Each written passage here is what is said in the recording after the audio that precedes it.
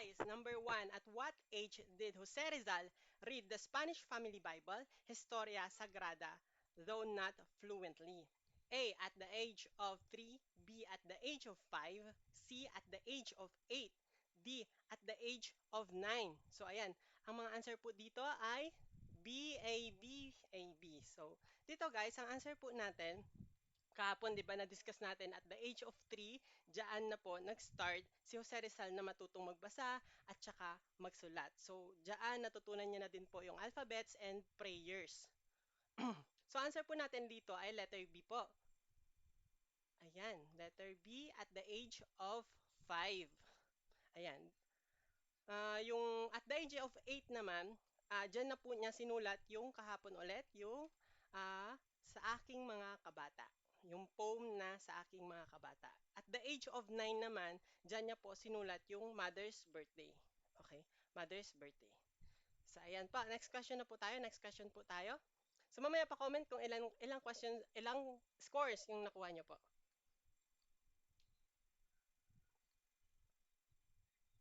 Pa-comment po na answers natin. Pa-comment po. Ayan po. Number 2 na po tayo.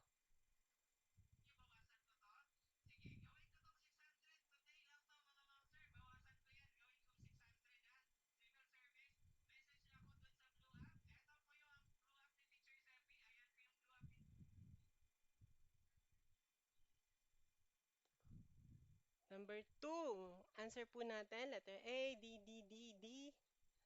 Ayan.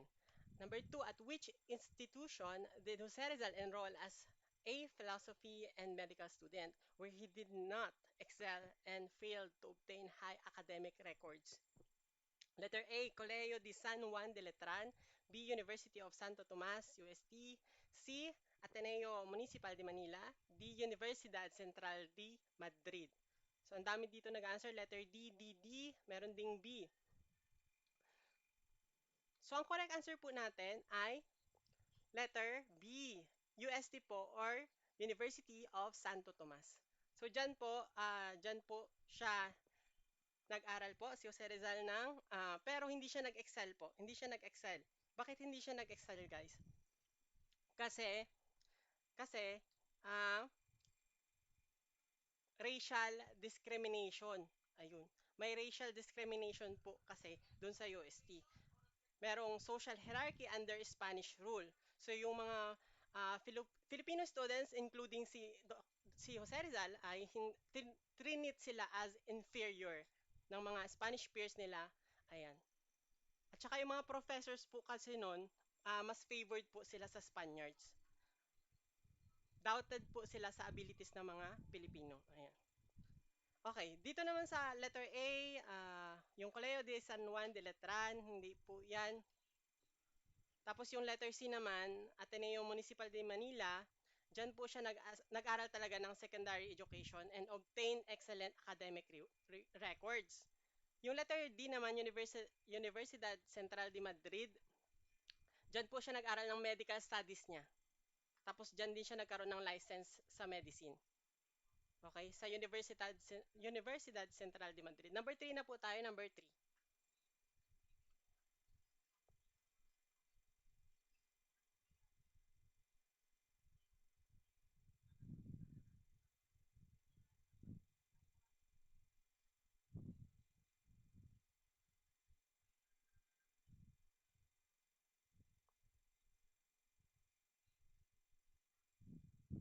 Okay, ito, madali lang to guys. Number 3, the poem In Memory of My Village by Jose Rizal expresses his nostalgic love and memories of his hometown blank.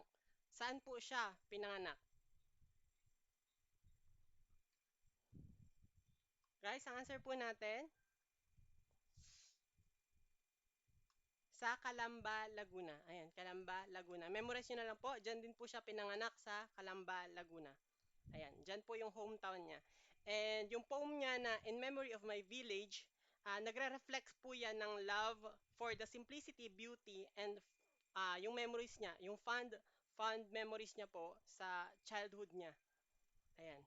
Next question po tayo, number 4.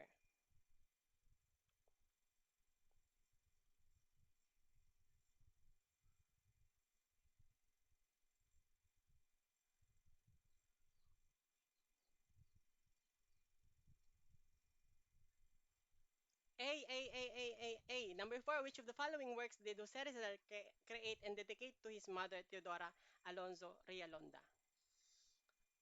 Ano po yung dedicated kay mother niya, kay Teodora Alonzo Rialonda? Sagot po natin, letter A, Mi Primera Inspiración. Or Mi Primera Inspiración. Ayan po. Sinulat niya yan nung 14 years old pa lang po siya. Yung Mi Ultimo Adios naman, most famous poem ni Jose Rizal yan, pero yan na po yung sinulat niya as a farewell before his execution, bago siya mamatay. Yung A la Juventud Filipina naman po, yan yung dedicated to the Filipino youth. Ayan. Yung A la Virgen Maria naman, religious peace po yan, written by Jose Rizal. Okay, next question po tayo. Next question, number 5.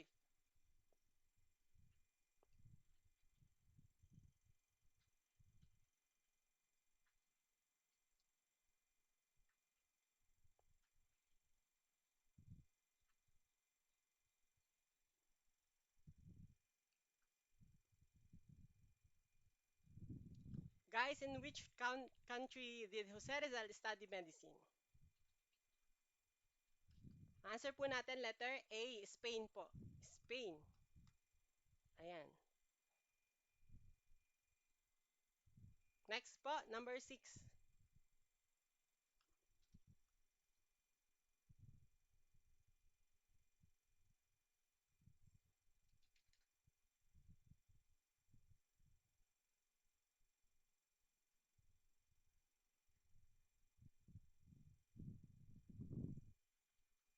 What is the title of the book by Harriet Beecher Stowe? That inspired Jose Rizal to fight for the rights of Filipinos. Sa answer po natin, letter A, Uncle Tom's Cabin. Ayan. Memorize nyo na lang po, guys. Next question po tayo, number 7 po.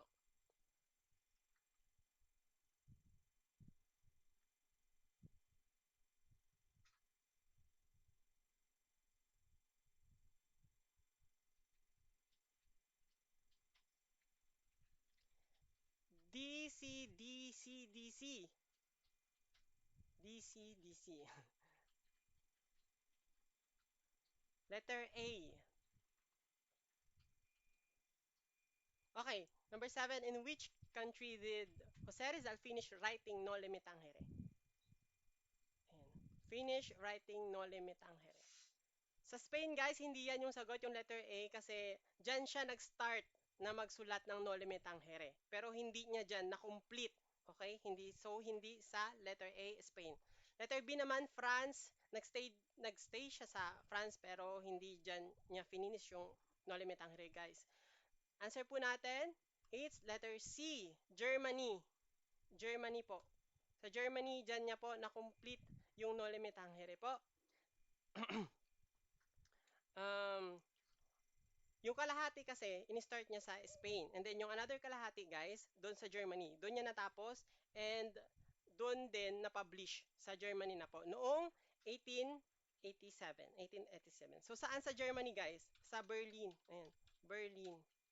1887. Sa Berlin po. Ayan, next question na po tayo. Next question po tayo.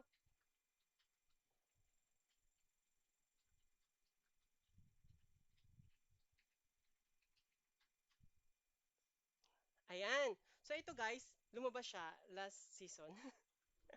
Buti na lang, memorize ko to. So lumabas siya guys nung September September 2024. This September 2024 lang po. So, number 8, who is considered the savior of No Limit Tangere for helping Jose Rizal publish the book or the novel? Ayan. A. Mariano Ponce. B. Maximo Viola. C. Marcelo H. Del Pilar. D. Antonio Luna. Answer po natin, ang tamang sagot po ay Maximo Viola. Letter B. Ayan. Maximo Viola po ang tamang sagot. Kasi guys, nag-provide siya ng financial support para ma-publish yung book ni Jose Rizal na No Limit Tangere. Ayan. Okay, next question po tayo. Next question po, number 9.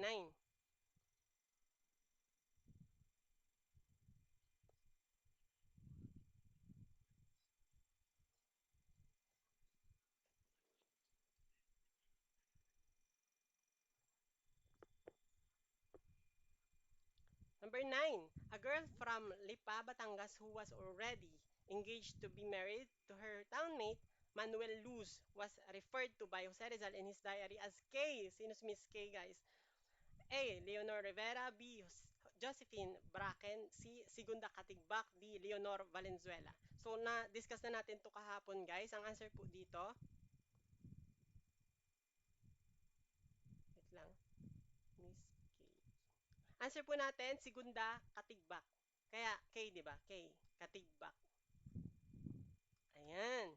Siya yung first love ni Dr. Jose Rizal. Isa, una. Ayan, next question po tayo, number 10. Number 10.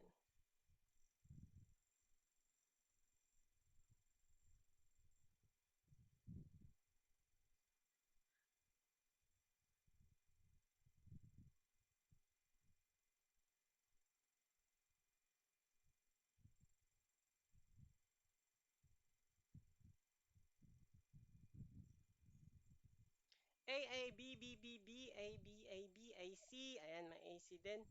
But may segunda katipunan dyan. Okay. Who was the 18-year-old lady that Jose Rizal met in Dapitan, whom he wanted to marry, but due to church requirements, they simply lived together. Guys, ang sagot po natin, si letter A. Letter A po. Ayan, si Josephine Bracken. Ayan po. Siya po ay isang Irish woman, ayan, na met ni Rizal sa Dapitan during his exile. Tapos, ayun po, yan, yung gusto niyang mapangasawa pero may church restriction po, kaya hindi po sila nagkaroon ng asawa, pero nagkaroon po sila ng anak. Ayun. Pero na deads yung hindi siya nabuhay yung baby. Ayan. Okay, next question po tayo, number 11 po.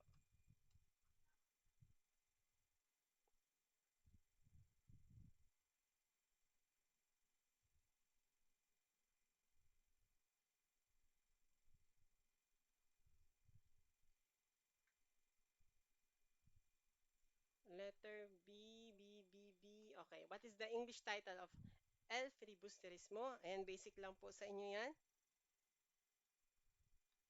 Letter B, ang tamang sagot, The Reign of Greed. Ayan. Yung the social cancer, ano yan? Ano yan, guys? Yung the social cancer.